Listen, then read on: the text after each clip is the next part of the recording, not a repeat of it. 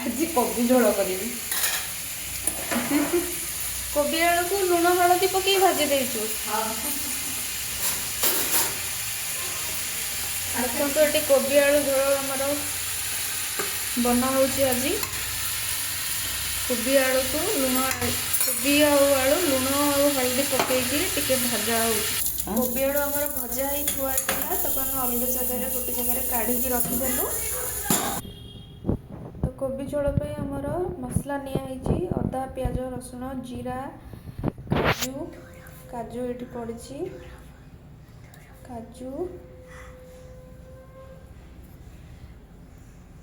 देखो आम मसलाटी रेडी हो गला से सुखिला लंका भी गोटे पकईलु जो कड़ाई रे आमे कोबी और आलू भाजी से कड़ाई रे आमे सोरिष तेल नहीं गलु कारण से तेल आउटा तो ताको कहीं नष्ट करवा से आउ तेल पकई नहीं जावा से टिके जीरा पड़ला टिके चीनी एवं से पड़ो आमर गोटा तेजपत्र अल्प टिके लंका गुंडा पकेबे बेसी नहीं आपण हिसाब रे सेटा देखिकी पकेबे तो कटा ही रखाई दियो पियाज पड़ी से अल्प टिके भजा हम देखो पियाज टी हमर भाजी लाल हो आसलानी एबे से हमर जो बटा जाई रखा जाइथिबा मसला टिको पकेबा मसला टी एबे हम पड़ी गला एबे ताको हमें अल्प टे कषा जेपर्यंत आमर तेलटी से रिलीज न हो देखिए आपण मझे मझे एमती टे चले ने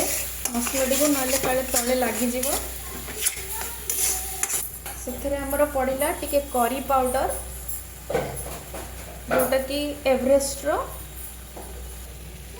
करी पाउडर पकई ताकू टिके एमती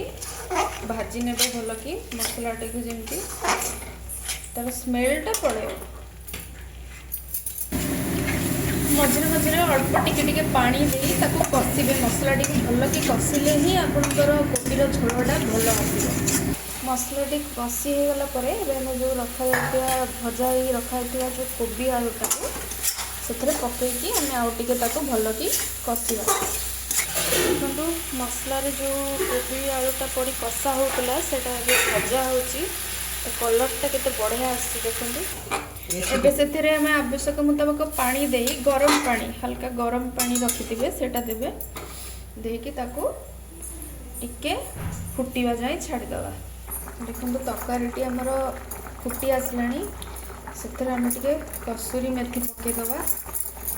ताहले तार बास्नाटा बढ़िया आसीबो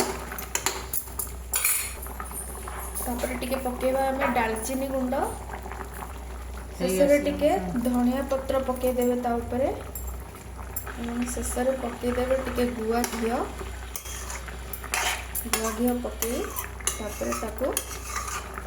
बंद करदेवे भोजी स्टाइल रे प्रस्तुत हो गला हमर कोबी आलू झोल कोबीटा हमर बाड़ी कोबी ऑर्गेनिक जो थे कि सार दिया जाए नहीं देहपाई खूब भल शीत दिने कोबी खाइबा कथा ना अलगा दिन तो कोबी मिले नहीं भोजी स्टाइल प्रस्तुत कोबी आलू झोल केमिति लागिला वीडियोटी देखी मते निश्चय जणाइबे।